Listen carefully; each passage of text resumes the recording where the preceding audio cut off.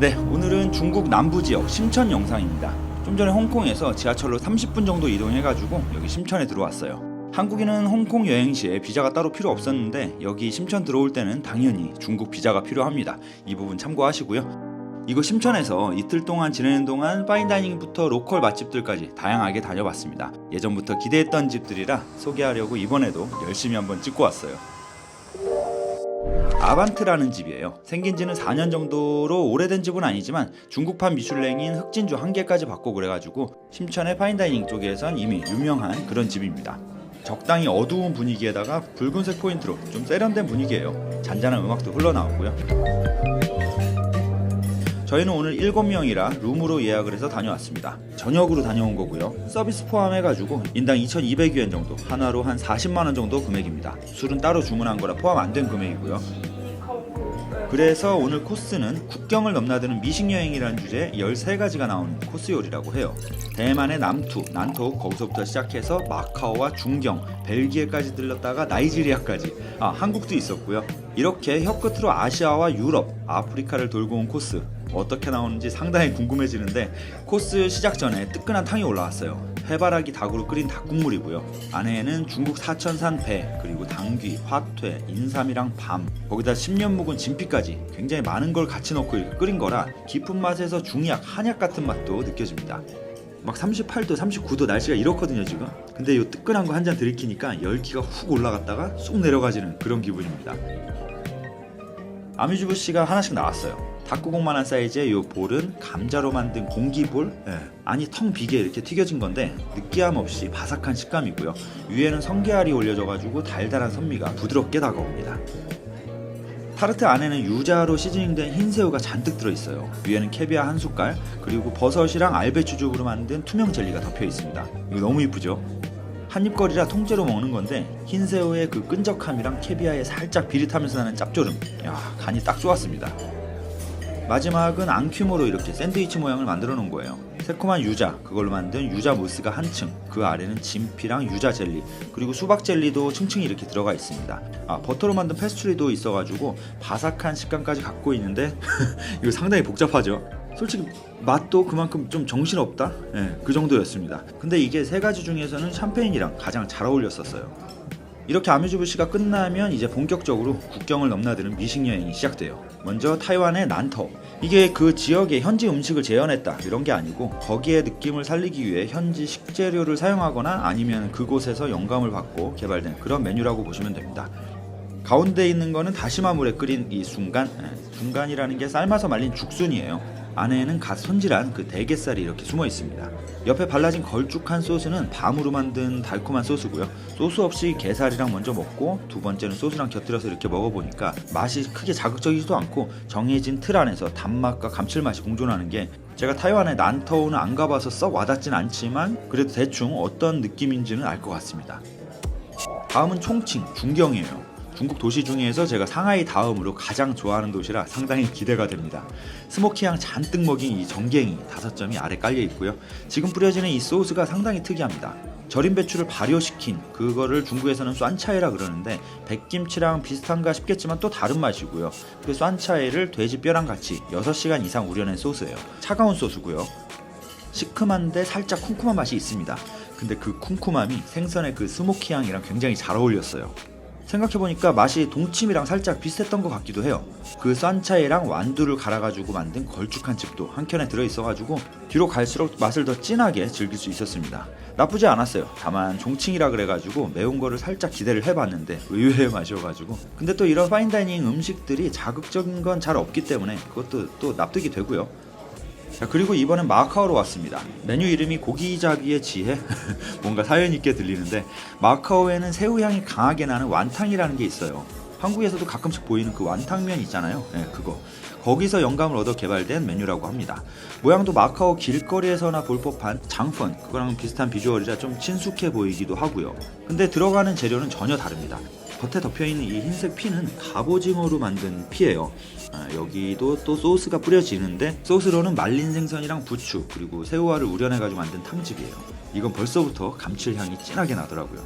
피 안에는 알이 꽉 들어찬 게까제를 덴푸라로 만들어가지고 들어가 있는데 얘가 탕즙을 한껏 흡수한 상태라 바삭함은 없지만 또 수분기 가득 찬 덴푸라, 그것도 나름 매력적이잖아요. 다 같이 한꺼번에 먹는 건데 피는 쫀쫀하고 안은 탱탱하고 소스는 또 감칠맛 터져 나오고 이거 바닥까지 핥아먹을 뻔했습니다. 곁들이 와인은 이 바오庄, 바오庄이라는 운남 와인이에요. 화이트 와인이고요. 중국 와인 중에서 제가 개인적으로 가장 맛있다고 생각하는 와인입니다. 마셔보면 정말 중국 와인 같지 않은 게 향 좋고 시간차 명확하고 그리고 피니시도 굉장히 길고요. 그래서 이거 안 드셔보셨으면 한번 추천해봅니다. 다음 메뉴는 벨기에. 안에는 큼지막한 관자가 들어앉아 있고요.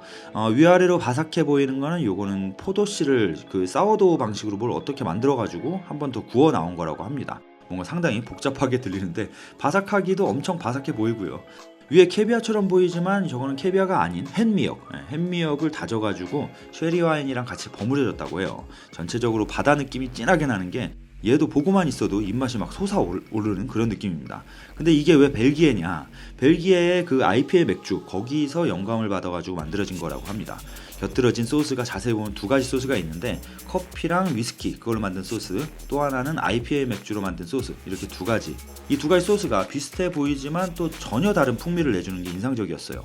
무엇보다 이 주재료인 관자, 얘가 세상 말랑하고 탱탱한 식감, 이거 너무 좋았습니다. 비주얼도 그렇고 완성도 역시 상당해가지고 다들 맛있게 먹었던 그런 메뉴였어요. 그리고 나이지리아, 아프리카까지 왔습니다. 근데 주재료는 한국산 옥돔을 사용을 했다고 해요. 몸통 부위만 사용을 한 거고요. 이거를 현미즙 그리고 중국 차에다가 숙성을 시킨 다음에 숯불에 구워 나온 거라 숯불 향이 진하게 피어 나오고요. 그리고 안에 차향이랑 쌀향도 은근히 숨어 있습니다. 중국 꾸이저우, 거기에 지역 요리인 酸탕, 새콤한 탕인데요. 근데 이게 나이지리아랑 꾸이저우랑 뭔 상관이냐고 물어보니까 이때 설명을 해주시더라고요. 이게 시나리오가 다 짜여져 있었나 봅니다. 나이지리아의 특색 있는 탕 중에 하나가 후추탕이라고 해요. 그래서 그 나이지리아 맛을 재현할 재료들 갖가지 색상이 이 6가지 후추 그리고 멕시코산 검정고추, 이것들을 조합을 해가지고 만든 탕이 나이지리아의 후추탕인데, 후추탕만 있으면 좀 단조로운 맛이라 이거를 꾸이저우 酸탕, 그 새콤한 탕에다가 섞어가지고 완성을 한 겁니다.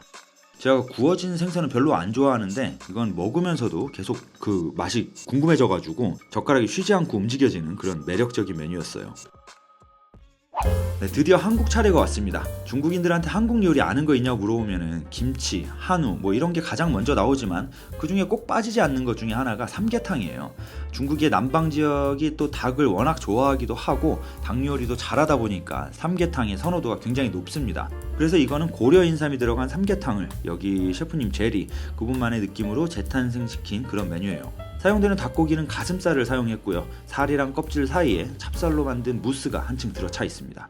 올려지는 소스, 이거는 닭이랑 고려 인삼, 거기다가 당귀랑 뭐 각종 약재들로 우려낸 소스가 올려지고요. 중간중간에 이 건더기 같은 거는 중국 란저우의 백합, 그리고 은행이랑 잠두콩입니다.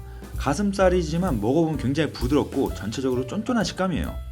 보기엔 이게 삼계탕이랑 거리가 좀 멀어 보이지만 먹어보면은 삼계탕 느낌 물씬 나더라고요. 여기 셰프가 뭘 표현하고 싶어 했는지 바로 알 수 있었습니다. 좀 신선한 느낌이었어요. 옆에 요 세모세모한 거는 구워진 닭다리살이에요. 그 위에 된장 같은 게 소스로 올려줬는데 이거는 친한 한국인 셰프가 있는데 그분한테 받은 된장 소스라고 합니다. 직접 담근 된장에다가 소라를 넣어가지고 2차 발효시킨 그런 된장이에요. 닭다리살은 바삭한 껍질이랑 같이 구워진 거라 좀 전까지 먹었던 가슴살이랑 전혀 다른 맛이 나가지고 이거는 한 접시에 두 가지 식감을 즐길 수 있는 그런 메뉴였습니다. 이렇게 각 국가마다 요소들을 캐치해가지고 어색함 없이 자연스럽게 풀어낸 것 같아요.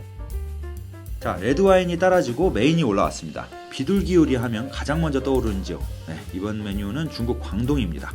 광동에서도 비둘기가 가장 유명한 중산이라는 지역의 비둘기를 사용을 한 거고요. 여기에도 두 가지 소스가 올려지는데 하나는 10년산 진피로 만든 소스, 그리고 또 하나는 광동 순더 지역의 고추장이랑 치소, 그리고 중국 양장 지역에서 나온 콩이랑 콩 씨앗을 발효를 시켜가지고 만든 두시 소스, 이렇게 두 가지 소스예요.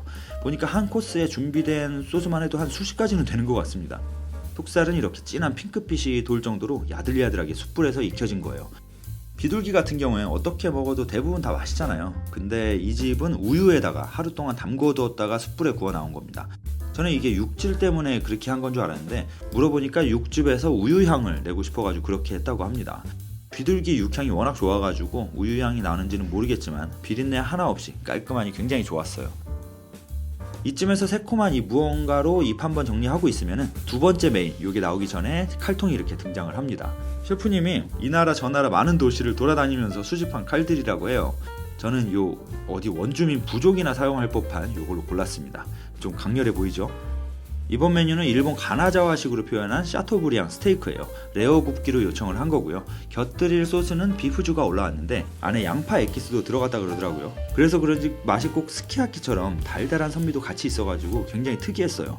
여기다가 추가로 와사비도 같이 올려 먹으니까 와 이거 별미네요. 고기는 와규라서 상당히 부드럽긴 했지만 뭐 얘가 막 미친듯이 연하고 그런 건 없었어요 솔직히. 아무래도 레어다 보니까 근데 씹는 감이 좋아가지고 그 맛으로 먹었던 것 같습니다.